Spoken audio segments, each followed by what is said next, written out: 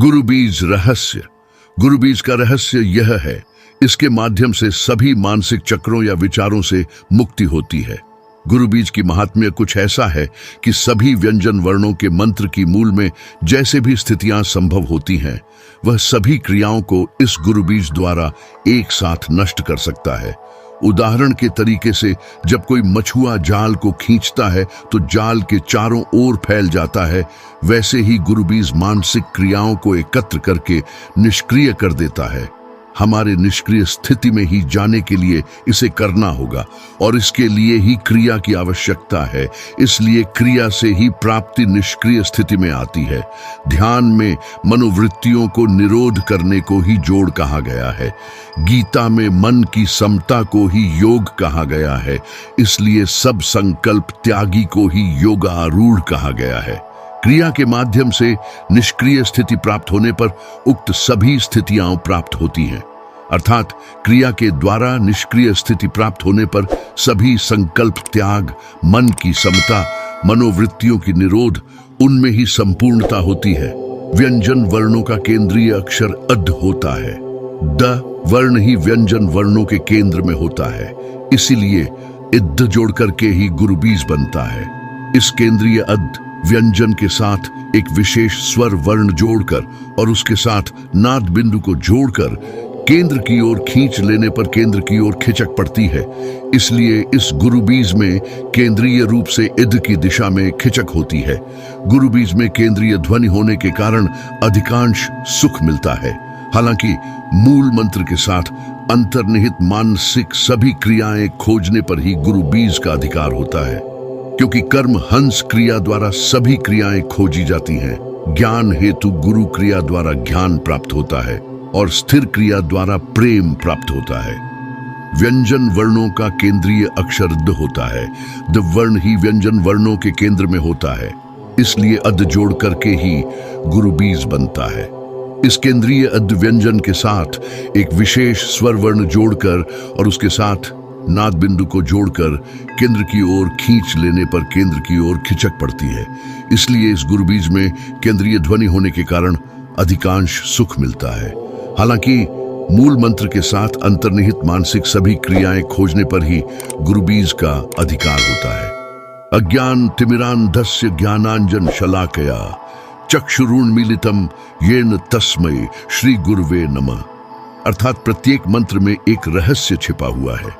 प्रत्येक क्रिया के साथ ही एक आकर्षण क्रिया जड़ी होती है।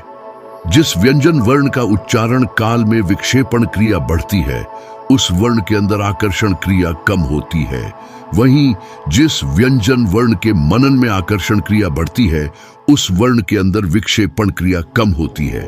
इसलिए गुरु बीज मंत्र में एक वर्ण को चुना गया है जो अंदर छिपे रहने में मदद करता है। इस वर्ण में आकर्षण शक्ति अधिक होने के कारण विक्षेपण शक्ति कम होती है। का से लेकर तक जिन 30 व्यंजन वर्णों का समावेश है, उन 30 व्यंजन वर्णों का एक ही केंद्र या मध्य में अद की जगह होती है। द शब्द केंद्र में स्थित है। इसका मतलब है इस शब्द के अंदर समता है। दलीय के पूर्व में जितने भी वर्ण हैं, दलीय के बाद भी उतने ही वर्ण होते हैं। इस द व्यंजन वर्ण के केंद्र में होते हैं। इसलिए केंद्रित शब्द को मंत्र धारण करने से आसानी से केंद्रीय बनाया जा सकता है, जिसका महर्षि अंगिरा ने अद्भुत रूप से खोज निकाला।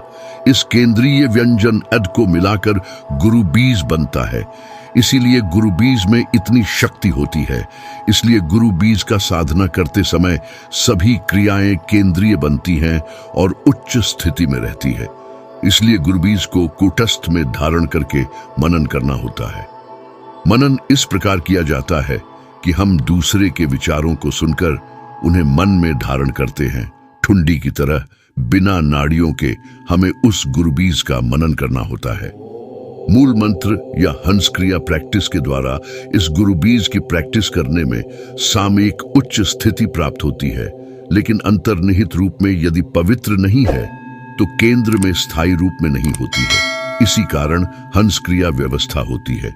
हंस क्रिया द्वारा आंतरिक तरंग को सामान्य रूप से स्थापित करने की व्यवस्था होती है। अंत में जब पवित्र आंतर में गुरु बीज पड़ता है तो तुरंत पूर्ण स्थिति प्राप्त होती है। कूटस्थ में गुरु बैठे होते हैं उन्हें गुरु बीज द्वारा पकड़े रहना है, जिससे केवल ज्ञान हंस होता है। आज्ञा चक्र है गुरु की स्थान। बाहरी आचरण और विचार यहीं आकर्षित होने की आवश्यकता है। इसलिए कूटस्थ में प्राप्त होने पर जो चैतन्य मिलता है वही अनुभूति की भाषा में प्राकृत ज्ञान होता है। इसलिए इस कूटस्थ में आने के बाद ही गुरु लाभ मिलता है। जो लोग शुरू हो गए हैं वे इस कूटस्थ में बैठे हैं। इसको पकड़ने के लिए क्रियाएं आयोजित करने की आवश्यकता होती है, क्योंकि क्रियातीत ज्ञान बिना क्रिया संभव नहीं है। क्रियातीत स्थिति में जाने के बाद ही क्रिया का उद्देश्य होता है। क्रिया रहित स्थिति न होने पर क्रियातीत चैतन्य को अनुभव नहीं किया जा सकता है। इसलिए कांटा से कांटा उठाकर दोनों कांटों को ही गिराना होता है। पहला कांटा हमारी क्रियातीत आंतरिक तरंग होता है, जो क्रिया कांटा द्वारा उठाया जाता है। अंत में सभी क्रियाएं क्रियातीत होने के बाद क्रिया की परावस्था प्राप्त होती है। इसलिए हंस क्रिया और गुरु बीज की व्यवस्था की गई है। इसी कारण आनंद प्राप्त करने के लिए यही एक सही स्थिति होती है, क्योंकि इसके बिना अनुभव नहीं होता। इसलिए गति को समझने के लिए हमें दुनिया की अन्य गति को छोड़कर उठना होता है। इस रूप में स्थिर अवस्था को प्राप्त करने के लिए विचार किया जाता है, जिसे हम गुरु प्राप्ति समझते हैं।